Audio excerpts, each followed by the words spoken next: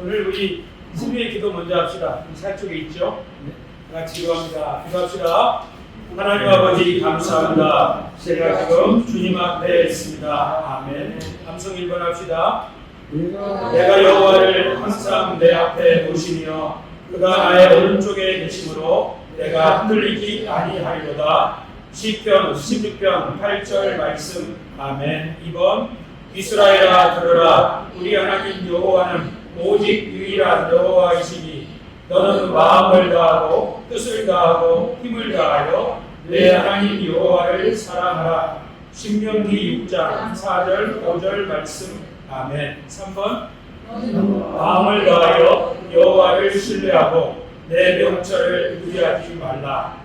너는 범사의 그를 인정하라. 그리하면 내 길을 지도하시리라. 잠언 3장 5절 6절 말씀. 아멘. 오늘은 고요한 아침의 나라. 금년 들어서 제가 새로 하는 일이 있습니다. 이것은 찬송가를 외우는 일입니다. 50대에 들어서니까 부쩍 건망증이 심해져가지고요. 꿈도 꾸게 되더라고요. 악몽. 아니 너무 걱정이 되니까 건망증을 좀 해소하기 위해서 우리 권사님들과 성경 암송을 2년 전부터 해오고 있는데 금년에는 특별히 찬송가도 외워서 불러야 되겠다. 강박관념으로 부르는 건 아니고 찬송가를 외우면서 부르는 것하고 가사를 보고 부르는 것은 많이 다르더라고요. 그래서 제일 처음에 외운 찬송이 하나님의 말씀은 생명의 말씀이라. 주님의 귀한 말씀은 내 발의 빛이요. 이런 찬송을 외워서 부르면요, 내 감정도 실리고 꼭 기도도 되는 것 같고 그래요. 그리고 어떤 분이 소개해 주신 찬송도 부르고 그러다가 582장 어둠 밤 마음에 잠겨 역사의 어둠 짙었을 때에. 그리고 5월달에는 우리가 한 달 내내 무슨 찬송 불렀는지 기억나세요? 5월달에는요 217장 불렀어요. 하나님이 말씀하시기를 내 마음을 나에게 바치라. 똑같은 찬송을 계속 부르는 것은 외우라는 건데요, 여러분들한테 푸시 안 하려고 말은 안 한 거예요. 그러니까 그러나 이제 저 혼자 이렇게 하는 거죠. 성경을 암송하고 찬송을 암송하고. 제가 암송하고 있는 시리즈는 19절씩 이렇게 묶어가지고 외우고 있어요. 그래서 지금 20개 구절을 암송했는데 여러분들이 보시면 그 중에 우리 신우회가 잠언 3장 5절 그리고 시편 16편 8절 신명기 6장 4절 5절 이 세 개를 우리가 외우고 있는데요. 우리가 하나님을 예배하고 우리 신앙생활을 한다는 것은 하나님 앞에 사는 생활인데요. 하나님 눈에 안 보이잖아요. 그 하나님을 어떻게 만나죠? 눈에 보이지 않기 때문에 우리는 하나님의 마음을 이해할 수 없고 또 이렇게 좋은 자리를 함께 할 수 없잖아요. 그래서 우리가 그 하나님 앞에 기도하고 찬송하고 그분의 말씀을 묵상하고 하면서 우리는 하나님이 이런 분이구나. 또 하나님께 우리의 마음을 토로하고 또 찬송을 하고 하는 가운데 우리 마음속에 하나님이 새로운 깨우침도 주시고 은혜도 주시고 이렇게 하면 우리가 막 새로움을 얻지요.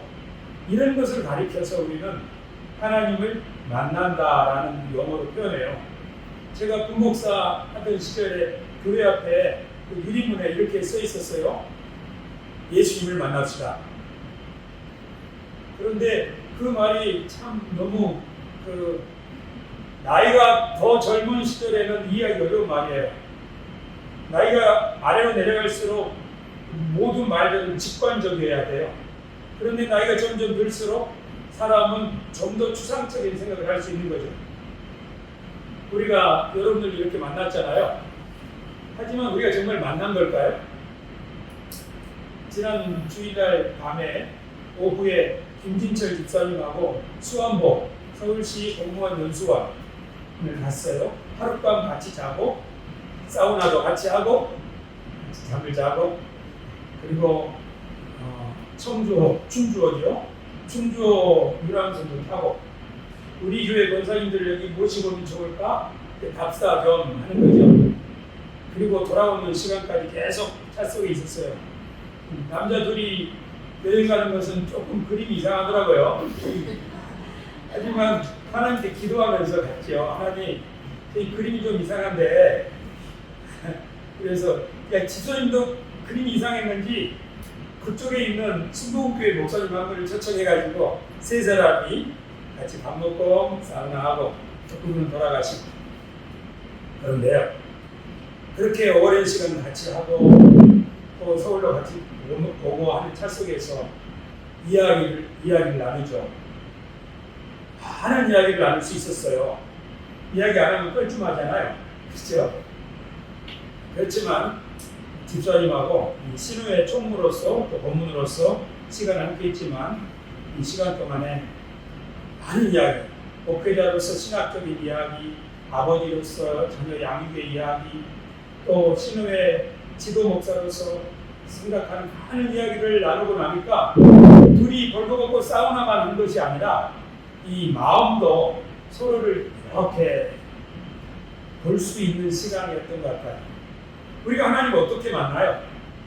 그러니까 하나님의 마음을 묵상을 통해서 하나님이 이런 분이구나 하고 말씀이나 찬송을 묵상하는 가운데 또는 우리가 우리 마음속에 있는 고민을 하나님 앞에 토로하는 가운데 그때 우리가 느끼게 되는 확신, 위로, 기쁨 또는 눈물 그리고 하나님의 크심에 대한 우리의 어떤 깨우침, 느낌 이런 것을 통해서 우리가 하나님을 만나는 거잖아요. 그러니까 하나님을 만난다는 것은 공적으로 예배 시간에 다 같이 공동으로 하는 경험일 수도 있고 하지만 그 시간이 짧아요. 더 오랜 시간 우리는 하나님 앞에 혼자 있는 거예요. 그러니까 암송과 말씀의 암송, 또 찬송의 암송 이런 것을 통해서 하나님의 선하심을 생각할 수 있다면 그 시간은 우리 신앙생활에 굉장히 큰 유익이 되리라고 생각합니다.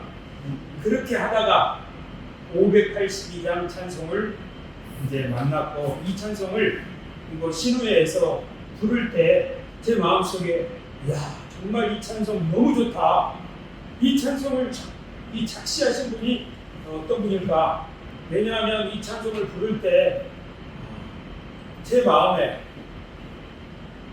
내가 가지고 있는 믿음, 내가 가지고 있는 신학 이런 것들을 이보다도 더 잘 요약할 수는 없겠구나. 아니 훨씬 멋있게 표현했구나.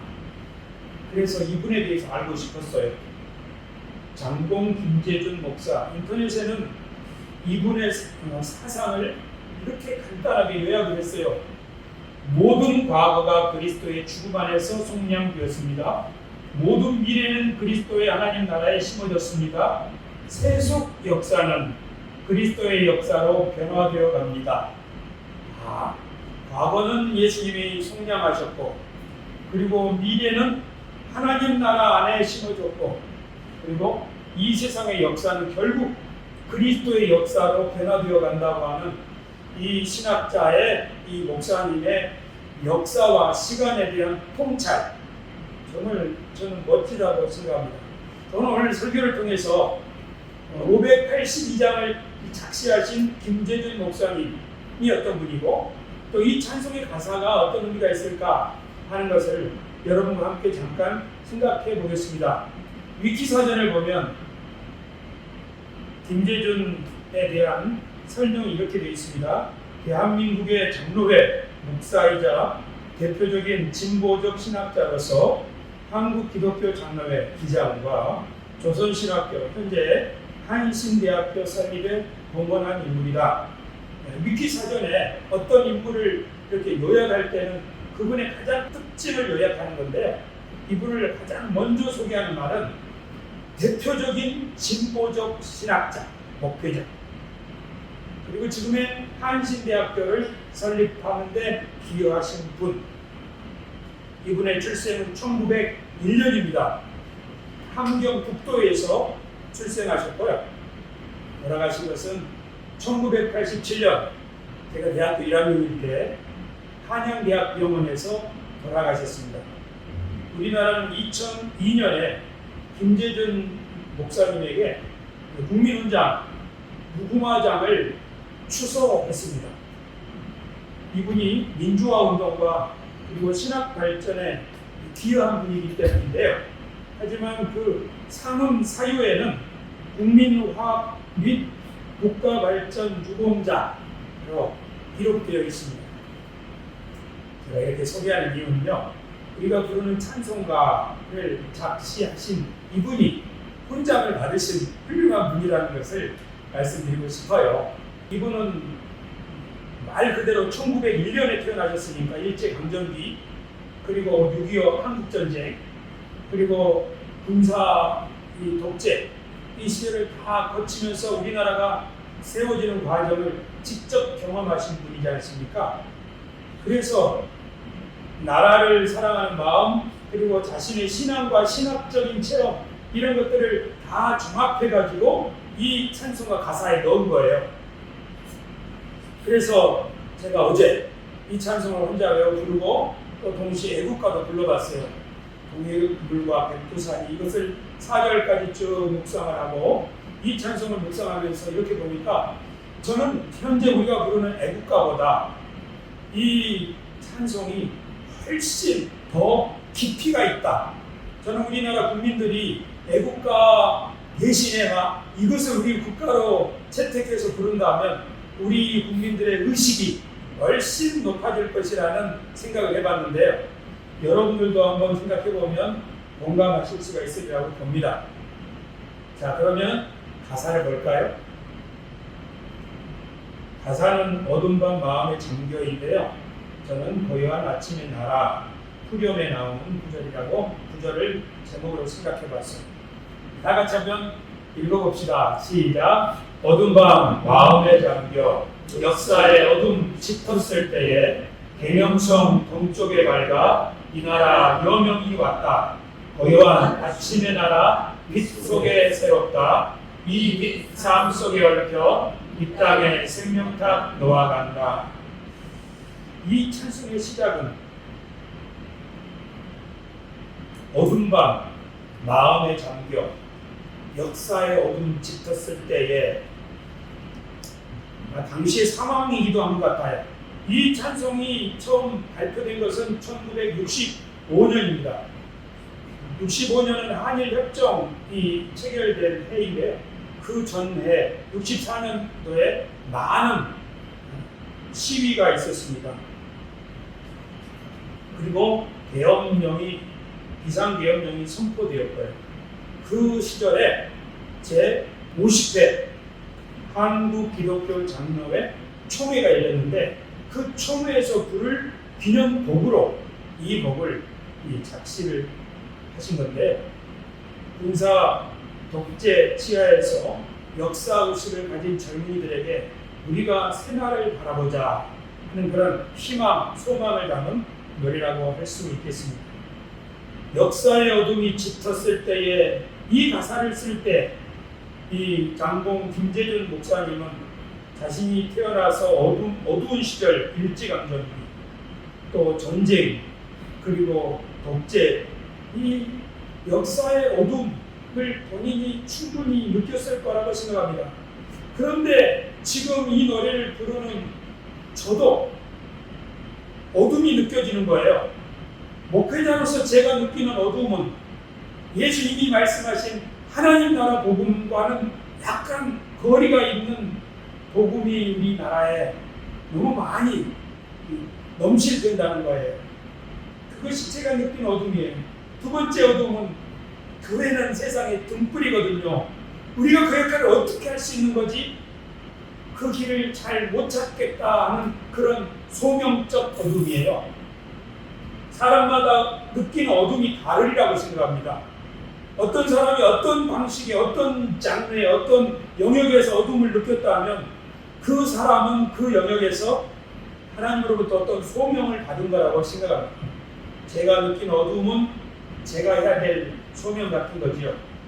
여러분들은 여러분의 일을 하면서 어떤 어두움을 느낍니까? 맞아요. 우리 모두 다 이 일은 이렇게 돼야 하는데 이렇게 되지 않을까 하는 그런 문제의식 같은 것을 느낄 수 있습니다.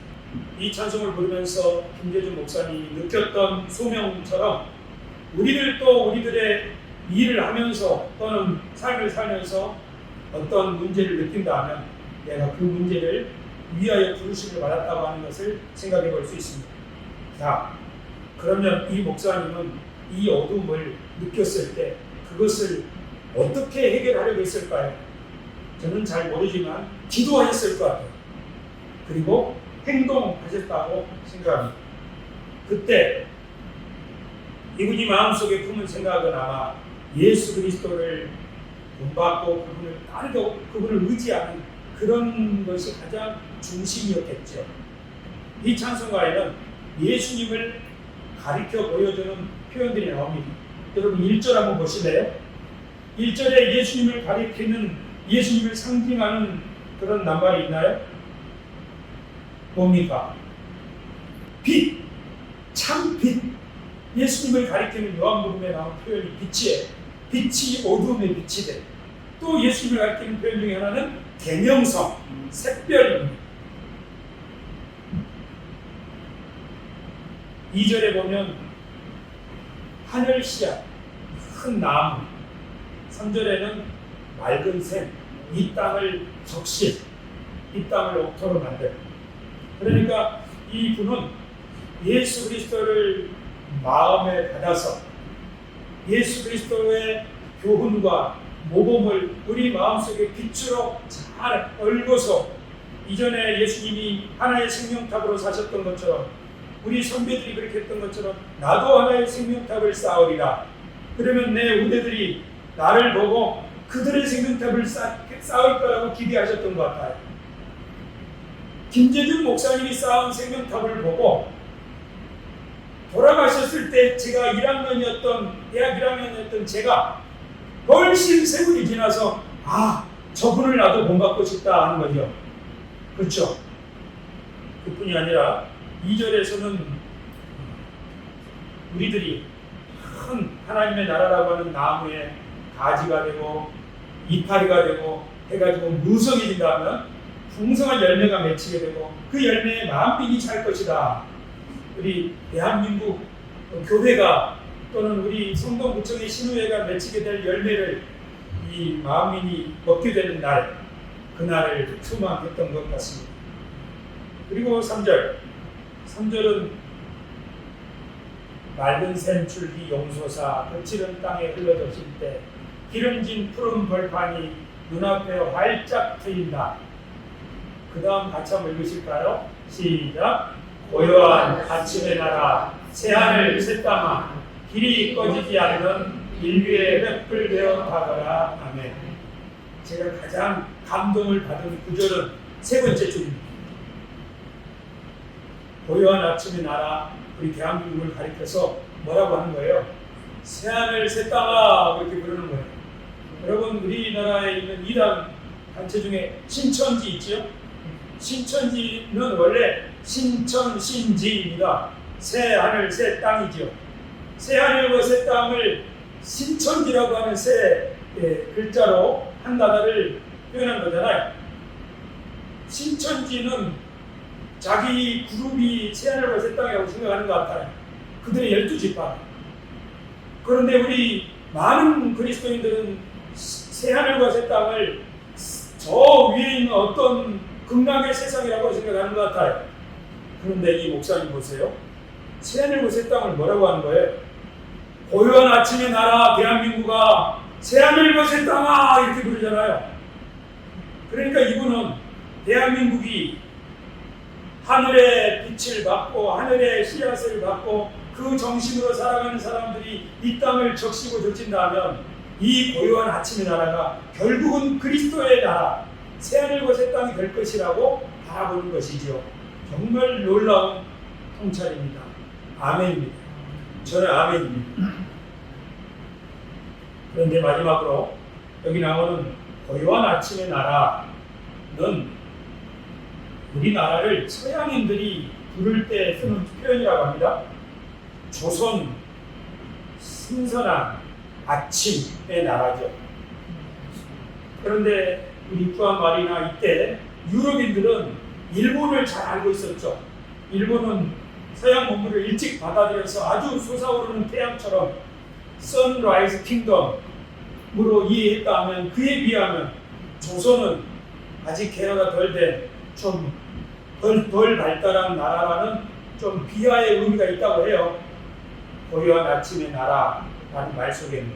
하지만 이 고요한 아침의 나라에서 사셨던 우리 선배들이 어둠이 짙었을 때 자기가 느낀 어둠을 해결하고자 하나님의 이름을 부르며 이 역사를 여기까지 끌고 와서 지금은 고요한 아침의 나라, 이어명보다도 훨씬 밝은 더 찬란한 나라가 된 줄로 동의하시면 아멘. 아멘.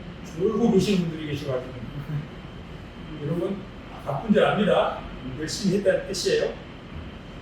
하나님이 이사야에 이런 말씀을 했습니다. 같이 읽겠습니다. 시작. 보라, 내가 새하늘과 생각하니 창조하니 이전 것은 기억되거나 마음에 생각나지 아니할 것이라. 아멘. 그렇죠. 일제 강점기 치하, 한국 전쟁의 치하, 그리고 독재의 치하, 그 시절은 우리가 생각하기 어려운 과거의 일이었습니다. 하지만 지금 우리들도 우리 서울, 우리 성동구, 그리고 우리의 기독교회, 우리 사회를 지금보다 더 나은 미래를 소망하는 우리가 기도하고 노력한다면 우리 자손들에게 새 하늘과 새 땅을 향한 길을 열어줄 수 있는 일이라고 확신합니다. 기도하겠습니다. 존귀하신 아버지 하나님, 감사를 드립니다. 정말 절망의 땅, 어둠의 땅이었던 우리 한반도에 우리 선배들의 눈물, 기도, 땀, 피, 그 헌신을 통하여 이처럼 밝은 세상을 열어주셔서 감사를 드립니다. 하지만 지금 현재 세상을 우리 자손들에게 물려주기에는 아직도 어둡고 침침하고 또 부패한 것이 많아서 저희들이 우리가 살아있는 동안에 우리의 몫을 다하기를 원하여 이 시간 주님 앞에 기도합니다. 우리 선배들이 부르며 헌신했던 이 찬송을 우리들이 부르면서 우리들도 하나님이 새 하늘과 새 땅을 우리에게 꿈꾸라고 하신 그 말씀 그대로 우리들도 우리 후손들에게 늘려줄 좋은 나라, 좋은 세상을 그리스도 예수 이름으로 함께 이루어갈 수 있도록 도와주옵소서. 예수님의 이름으로 기도드립니다. 네, 하나님께 박수 한번 합시다.